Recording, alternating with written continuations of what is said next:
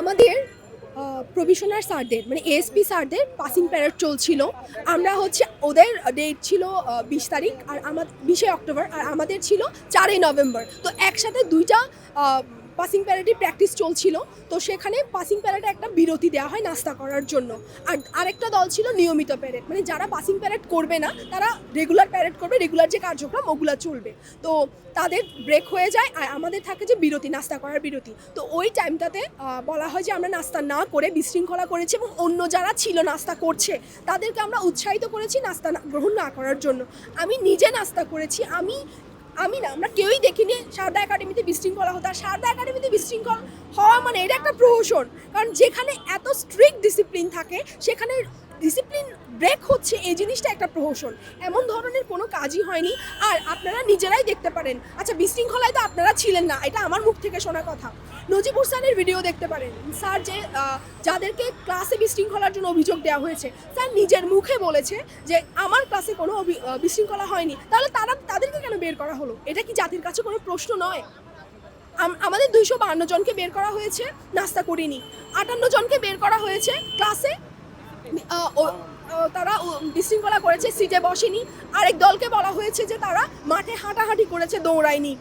সারদার মাঠে হাঁটা যায় না, সারদার মাঠে যাওয়া মানেই তোমাকে দৌড়াতে হবে। আর ডিসিপ্লিন ব্রেক করা কোনোভাবেই যাবে না, এটা একটা ডিসিপ্লিন ফোর্স। তো সেখানে আমরা এরকম ইনডিসিপ্লিন কাজ করতে পারি না।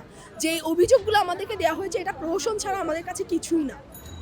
কারণে বাদ দেওয়া হলো? কোনো রাজনৈতিক কোনো আমাদের অব্যাহতি পত্রে ওরকম কিছুই নাই। যদি ভেতরকার কোনো ইস্যু থাকে, রাজনৈতিক থাকে বা অন্যান্য বিভিন্ন রিজন থাকে, এই ধরনের কোনো রিজন আমাদেরকে বলা হয়নি। ইভেন আমাদের প্রিন্সিপাল স্বয়ং মুখে বলেছে যে কোনো রাজনৈতিক ইস্যুর কারণে বের করা হয়নি, শুধুমাত্র ডিসিপ্লিন ব্রেক করেছে।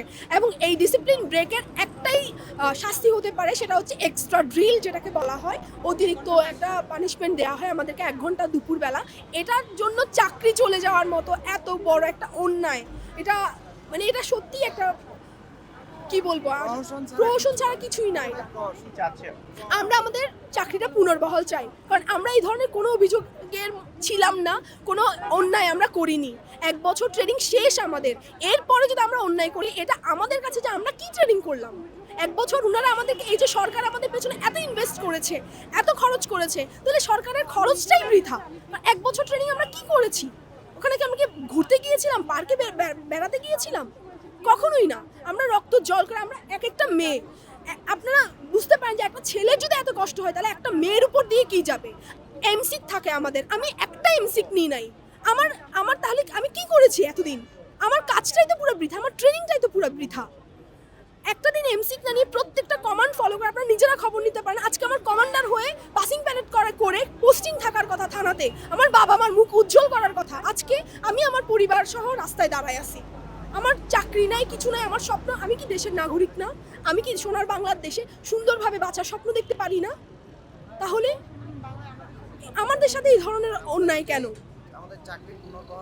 আমরা আমাদের চাকরি পুনর্বহাল চাই এবং সোনার বাংলা গড়ার ক্ষেত্রে যতটুকু আমাকে দিতে হয় আমি অতটুকু দেওয়ার দাবি রাখি, যে আমি অতটুকু দিব, অতটুকু দেশপ্রেম আমার মধ্যে আছে।